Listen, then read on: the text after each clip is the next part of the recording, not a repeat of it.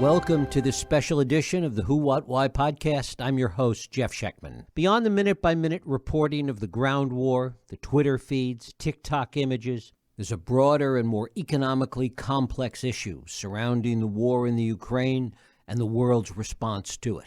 Issues that include sanctions, the SWIFT system, the seizure of assets, including yachts and private planes parked around the globe. All part of the interconnectedness of a global economic structure that Russia, for better or worse, has been a part of.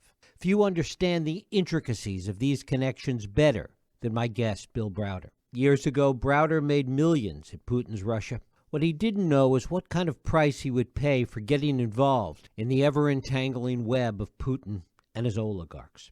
The ultimate result was the brutal death of Browder's lawyer and friend Sergei Magnitsky, who was murdered in prison after uncovering a multi-million-dollar fraud committed by Russian government officials. Browder has carried on Magnitsky's legacy at great personal risk to himself. That legacy and the Magnitsky Act are a large part of the basis of the sanctions that we've been talking about this weekend. Long before current events, Browder's been leading a campaign to expose Russia's endemic corruption and human rights abuses. He's the author of the international bestseller Red Notice and the soon-to-be-published Freezing Order. It is my pleasure to welcome Bill Browder back to the Who, What, Why podcast. Bill, thanks so much for joining us. Great to be here. It's great to have you here. I want to talk a little bit about the financial side of this because certainly there's a lot of coverage of the war itself. Talk a little bit about what you see happening in Russia today with respect to the impact of these sanctions, the impact on the Russian central bank, how it's affecting both the oligarchs on the one hand and average people in Russia on the other. Well, so first of all, the premise of the whole sanctions is that we can't go to war physically against Russia and Ukraine. We all, of course, sympathize with Ukraine. We're allies with Ukraine, but we're not going to go and start shooting bullets for Ukraine. And so the kind of bullets we can shoot are economic bullets. There's a very great quote from the famous chess champion Garry Kasparov that we should fight them in the banks instead of with tanks. And that's what we've done here. And the sanctions are absolutely devastating across the board for all sorts of different types of people. So who's affected? Well, we start out with regular Russians. And when they went to their cash machines this morning, they discovered that there was no cash in the ATMs. The ruble is devalued by 30%. The Russian stock market, some of the stocks are down 70, 80%.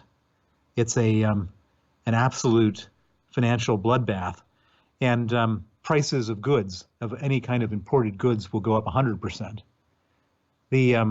That's the regular person. But it's not just the regular people affected, it's also the oligarchs. They can no longer land their planes, their private jets in Europe. The airspace is closed for all Russians. The assets for a number of oligarchs are now being frozen across the globe. And the interesting thing is that Vladimir Putin didn't ever anticipate this. He thought that we would all be fighting with each other, the Germans fighting with the Brits, fighting with the Americans about doing nothing, because that's the experience he had every other time he committed such an atrocity. When he invaded Georgia, there was nothing. When he took Crimea, there was nothing. And so he figured the same thing was going to happen. And so Putin is sitting there scratching his head and saying, I can't believe it. I can't believe that this is happening. You know Putin. You've been studying him for a long time. How did he miscalculate so badly? Well, I don't think he miscalculated. So, in the financial world, they say, past performance is not a predictor of future performance. But he was just looking at past performance. I mean, it wasn't just Georgia and Crimea. The Russians have sent, special agents to Britain, where I live, to kill Alexander Litvinenko with radioactive material. Nothing happened. They sent special agents to kill Sergei Skripal in Salisbury with Novichok, a banned chemical agent. Nothing happened. They shot down a passenger plane with 298 civilians over eastern Ukraine. It was flying from Amsterdam to Malaysia. Nothing happened.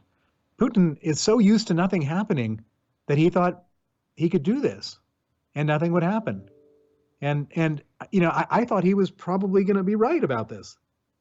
I thought that was going to be the outcome. And to be honest, I mean, I've been lobbying for sanctions against Russian officials for a decade, and I've looked into the eyes of these European officials, and they wanted nothing to do with me. I mean, it was only through unbelievable outside pressure, parliamentary pressure, media pressure, and external events that I was able to get sanctions laws in place in these countries. But boy, did they not want to do them. And so the fact that over the last 48 hours, the world has joined arms completely cohesively and started rolling out these sanctions programs in true devastating fashion is really something remarkable and unbelievable. And in many ways, the Magnitsky Act here in the U.S. set the stage for these sanctions. Indeed, it did. So after my lawyer, Sergei Magnitsky, was murdered by the Putin regime in prison, I tried to get justice in Russia and couldn't. And I said, how do we get justice outside of Russia? And I said, well, these people have all this money outside of Russia. Let's freeze it and not let them travel. And that was the concept of the Magnitsky Act. And I took it to Washington shortly after Sergei was murdered in 2010. And I was able to convince Democrats and Republicans equally that this was a good idea. Should we allow Russian torturers and murderers to come to America and use the banking system? And there was at the time there was no Russian torture and murder lobby in Washington, and they said yes. And that was the Magnitsky Act. And Putin went out of his mind when the Magnitsky Act was passed because he understood exactly where this was going to lead. He probably has been thinking about his long-term plans for a long time, and he knew where this was going to lead. And in retaliation for the Magnitsky Act passing, he banned the adoption of Russian orphans by American families, effectively sentencing orphans to death. A lot of these were sick children. And then he made it the single largest foreign policy priority to try to repeal the Magnitsky Act. He even sent his emissary to Trump Tower in June of 2016 to meet with Donald Trump Jr., Paul Manafort, and Jared Kushner to ask them if Donald Trump was elected that year to repeal the Magnitsky Act. So he understood where this was all heading. He hated it. He hates it because Vladimir Putin is the richest man in the world. He's stolen just an unbelievable amount of money. And he keeps all that money with oligarchs in the West. And he knew that that money would eventually be frozen, as it just has been. How do you sense that this sanction regime that's taking place right now will affect Putin personally? Well, the way I see it affecting Putin personally is that the oligarchs, so Putin doesn't hold any money in his own name. Because if he did, if there's a document, a bank statement, or a property register, someone could wave that around and say, look, this guy's a crook. He's not a patriot, he's a crook. Or they could threaten Putin to say, if you don't do this and that for me, I'm going to wave this piece of paper around and blackmail him. So he has to hold it. He can't hold it in his own name. He's got to find people he trusts to hold it. And so who does he trust? He trusts a number of these oligarchs. And the oligarchs are really good for holding money because they're incredibly wealthy to begin with. And so it doesn't look odd that he's got all this money or they have all this money. And so when you sanction an oligarch, you're freezing Putin's money. And that's why it's so effective. Certainly, if Putin didn't anticipate this pushback, the oligarchs didn't anticipate it. You know many of them. Talk about what you see as their reaction to what's playing out now and what they're going to do about it. Well, their reaction is panic. They're on all-day conference calls with very expensive lawyers in New York and London, desperately coming up with strategies and ruses and ways of trying to avoid this terrible impending doom. But there's not much they can do. The size of these people's assets is so large, they can't just move them around from place to place. And so they're now stuck. These people are in bad shape. And as a result, Putin's stuck, and Putin's in bad shape. There's also this sudden spotlight that is on all of these oligarchs, including a website that went up tracking their jet travels. Talk about that. Well, all of a sudden, everybody understands that oligarchs are part of the problem, part of what has to be sanctioned. And everybody wants to track their yachts and their jets and their properties. And I've been getting called, my phone's ringing off the hook from government officials all over the world saying, Bill, you've been an oligarch hunter. How do we hunt them? And they're all going to come up a pretty steep learning curve, but they're going to figure out how to hunt these oligarchs, and they're going to hunt them. How many are we talking about, roughly? Well, when we were going into this crisis, I was saying to everybody they should sanction, if Putin crosses the border, they should freeze the assets of the top 50 oligarchs. I think at this point they should make the list longer, like 120. I mean, we've just been collecting our own list here, and there's easily 120 Kremlin insider, oligarch, businessman, billionaire type characters whose assets should be frozen. To what extent can they put pressure on Putin at this point, and what form can that pressure take? Well, I think this is one of the big misconceptions of Russian politics and the Russian situation. Nobody can put pressure on Putin. He's not democratically elected by any standard. And the oligarchs are all basically serving at his pleasure. In other words, at any moment he can strip them of their assets, strip them of their freedom, and strip them of their life. And so they're all just sitting there hoping and praying that they can just hold on to whatever they think is theirs and not get imprisoned or killed. And so the issue is not that they're going to rise against them. The issue is that we're going directly after Vladimir Putin by freezing their assets. And it really is a punch in the face to Vladimir Putin to do this. To the extent, though, that they are holding Putin's money, it seems that it would give them some degree of leverage, particularly since so much of that money is outside of Russia. Well, it doesn't really, because Putin can issue an Interpol arrest warrant, bring them back to Russia, and throw them in prison. Being an oligarch is like the Hotel California. You can check out anytime you like. You can never leave. There's no way that you can say, I'm like, thank you, I quit. It doesn't work that way. Of course, Interpol is talking about disconnecting from Russia, a subject you know well and was part of what you wrote about in Red Notice. Yeah, so after the Magnitsky Act was passed, the Russians really got mad. They got mad at the United States for passing the Magnitsky Act, and they got mad at me for being the person who made it all happen. And so in terms of their anger towards me, they issued an Interpol Red Notice for me to have me arrested and brought back to Russia. I was able to get that overturned. But since then, they've issued 7 more. So they've issued a total of 8 Interpol Red Notices. I was arrested in Madrid, Spain in 2018, and also in Geneva airport, and on these Interpol notices. And so, I mean, just imagine this. The International Police Organization is working with a criminal regime to chase after their enemies, to arrest them, to send them back to their death. And so, and I'm just amazed that Russia could be a member of this organization and Interpol could put up with this. And I'm so happy that today the British Foreign Secretary Priti Patel has launched an initiative to kick Russia out of Interpol. What resources does the Russian central bank have to be able to deal with the pressure that it's under right now? Well, this is part of the beauty of these sanctions, that the EU and the US and Japan and Britain have all basically frozen the money of the central bank. So they can't use their sterling and their dollars and their yen and their euros. And so all they really have is their gold reserves that are not sort of frozen.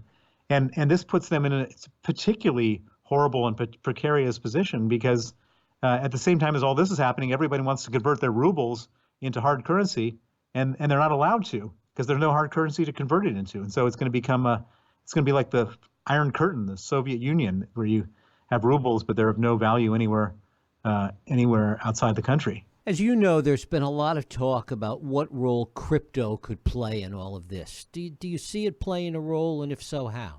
Well, I think Russia is the largest sort of holder of cryptocurrencies. I read that somewhere, and if that's the case, and I can't confirm it is, it would make sense, because if you want to take more than $10,000 out of a bank, you've got to write them like a long essay about what you need the money for. It's all, the anti-money laundering regulations are so tough and tight. But you can take $10 million of cryptocurrency and put it on a disk or a flash drive and hand it to someone and take it around the world with you, and nobody's going to know. And so this is, the ideal way of defying sanctions. And I would imagine that this crisis will force a lot of governments to accelerate the regulation of cryptocurrencies, so it can't be like this criminal currency. How long do you think that the Russian banking system and these oligarchs can sustain these sanctions? Very short period of time, because if they have all these companies, these big Russian companies have huge dollar debts. And what's going to happen is they will default. And then then it'll be an interesting story about what happens after the default. If you own bonds of a Russian company as a Westerner, are they going to even allow you to exercise your bankruptcy rights? And my guess, my strong prediction is no. It's going to be a real interesting expropriation exercise against Westerners. What about dollar assets that these companies have? I would imagine that if you're a lender to a Russian company and they have assets offshore and they've defaulted and they've not given you your rights, you probably make an application to the court in the country where they have the assets and try to seize them. Talk about where all of this is playing out. A lot of it seems to be focused in London, where you are, and that seems to be sort of a central point of where a lot of this is taking place. Talk about that. Well, so for a long time, London was to Russia as Hong Kong was to China. All the Russians came to London. They came to London not just physically, they came to London financially. Why did they come here? They came here because we have property rights and rule of law in London. And they came here because the police never asked any questions about dirty money. It was the ideal situation. Your money is safe, both from your Russian competitors or other people wanting to steal it from you, and your money is safe from law enforcement. And as a result, over a 20-year period, the amount of money that flowed from Russia to London was in the tens, if not hundreds of billions of dollars. And so you have every self-respecting crook, government official, and oligarch, and combination of those people has, enormous villas in the center of London. In fact, so much so that the average British person couldn't afford to live in London because they drove up the price of property so high. There's been a lot of talk from the UK Foreign Secretary in the past couple of days about further sanctions on these oligarchs and seizures from these oligarchs in London. Talk about that. Well, I think Britain is particularly embarrassed by this whole scenario of all this oligarch money coming in here. There was a communication written about, I think, in the Wall Street Journal, or perhaps one of the British papers, a couple of weeks ago, about how the U.S. government was so worried about Britain being the weak link if sanctions needed to be imposed, and that's a very embarrassing and kind of humiliating impression for the British to have of themselves. And so I think they've reacted very strongly in the government here to come up with a robust response to that, which is to go after the oligarchs, to seize their properties and so on. Now, all the headlines, and we had the foreign secretary running around all the TV shows and radio stations over the weekend saying this. I've been living here for 30 years, and I've heard a lot of really robust announcements which end up with nothing. And so I'm hoping that this is different. I think that everybody understands that we can't just let it go, because if we do, we're facing World War III if we don't, show Putin the real cost right now. How complex is it seizing these assets from these oligarchs around the world, the yachts, the townhouses, the jets, etc.? No, it's going to be extremely complex. The oligarchs who have the best lawyers, the smartest lawyers. They've created the most complex structures, asset protection schemes, specifically to deal with these types of issues. And so they're all going to wave their hands in the air and say, not mine. I've been living there for 15 years, but not mine. And it's going to be a very hard thing to prove, because they've gone through these exercises. But we can't let that stop us. Besides being a full employment act for very expensive lawyers, will these sanctions have an impact then, given what you're saying? Of course. It's totally devastating. You get put on the sanctions list, even if the government can't get your property from you, nobody will ever do business with you again. No bank will allow you to transact. Any money that you have in a bank account will be frozen, and you become a non-person in the world of finance. It's like you'll be a financial leper. And it's terrible for anybody on these sanctions lists. How does all of this play out in your view?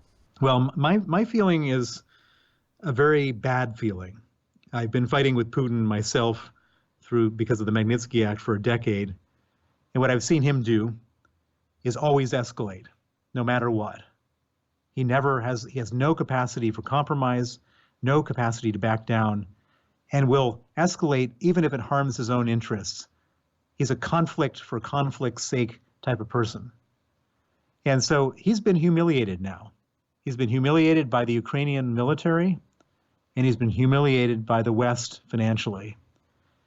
And he doesn't do humiliation well.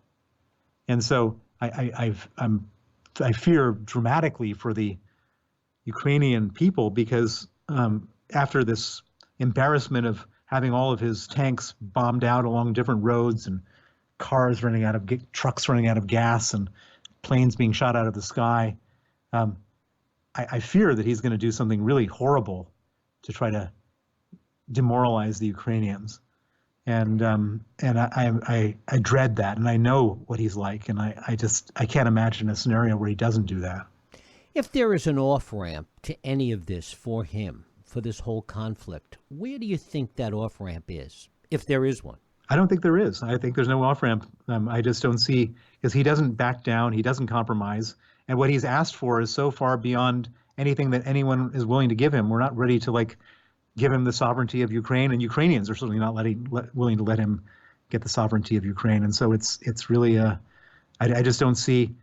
I think there's no off ramp. The only thing that we could do is just a full-on containment strategy where he just sees that if he pushes, he just encounters steel. That's how we have to position ourselves with this guy. And you've seen a lot written over the past couple of days about the danger that Putin might be in Russia itself. Is any of that true? And if so, how so? He's not in any danger. I mean, he's always been in danger of if you're sitting in that seat, you get to be the richest person in the world. Everybody wants to sit in that seat. He doesn't want anyone else to have that seat. He wants to keep it for himself until the end of his natural life. And he's a very paranoid little man. And so he will constantly look for traitors, for betrayers, for anybody who's even thinking about it. And I think that one thing we might expect in the near future is for him to start to kill some of the people around him to make a point to the other people around him.